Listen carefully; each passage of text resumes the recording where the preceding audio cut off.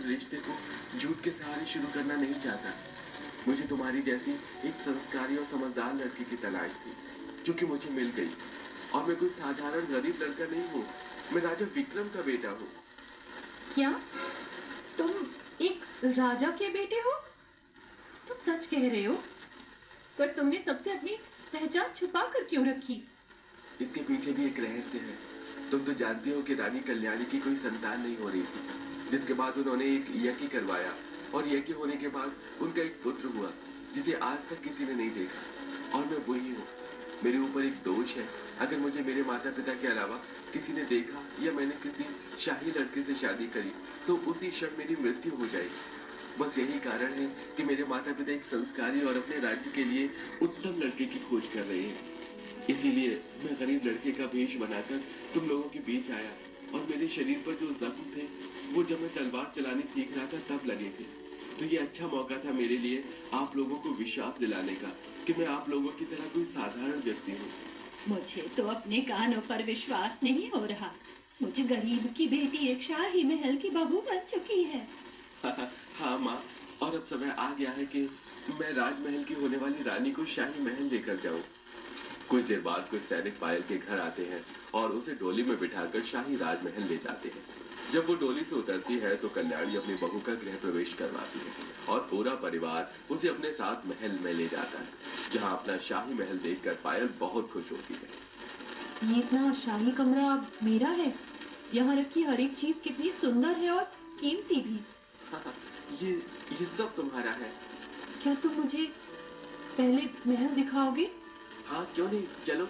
देखो ये राज दरबार है, यहाँ रोज सभा होती है। और ये है भोजन कक्ष, यहाँ सब हम बैठकर खाना खाते हैं। ये सब देखकर पायल बहुत खुश थी और अब वो ऐसे ही घूम घूम कर पूरा महल देखती है। पहले राज दरबार, फिर खाने वाला एरिया, फिर बाहर राजमहल का गार्डन। सब इतना आलीशान था कि पायल ये सब देखकर बहुत खुश होती है। और अगले दिन उसकी पहली रसोई होती है, जहाँ पहले वो शाही बावर्ची खाने में सबके लिए खाना बनाती है और फिर शाही डाइनिंग हॉल में सबको परोसती है।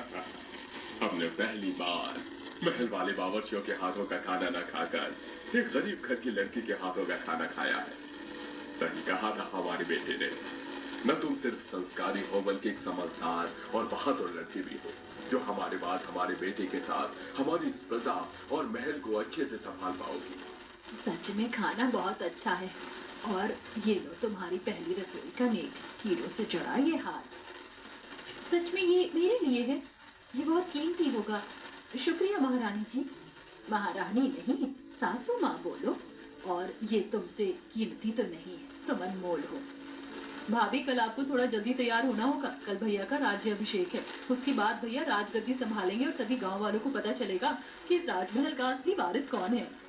अब अगले दिन पूरा परिवार सुबह जल्दी तैयार होता है और दूध से विवेक को नहलाया जाता है और उनका राज्याभिषेक होता है।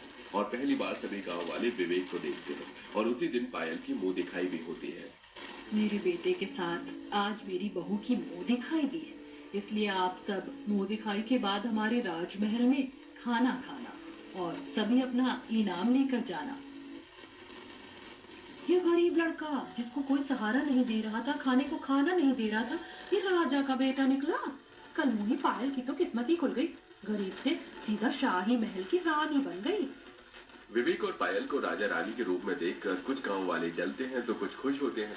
अब इसी तरह कुछ दिन बीत जाते हैं और पायल अपने पति के साथ रानी की तरह श्रृंगार करके अपने घर वालों से मिलने जाती है, जहाँ पूरा गांव पायल से मिलने आता है और उसकी सहेली की। वाह पायल, तेरे तो भाग खुल गए। ओह माफ करना रानी पायल जी, मैं सच में तेरे लिए बहुत खुश हूँ। तू मुझे मेरे नाम से ही बुला, समझी? हम हमेशा दोस्त रहेंगे। इस तरह रानी बनने के बाद पायल सबसे मिलने जाती है और सब उसे आशीर्वाद देते हैं, जिसके बाद पायल अपने पति के साथ न सिर्फ अपना राज्य बल्कि राजमहल भी अच्छे से संभालती है। मेरी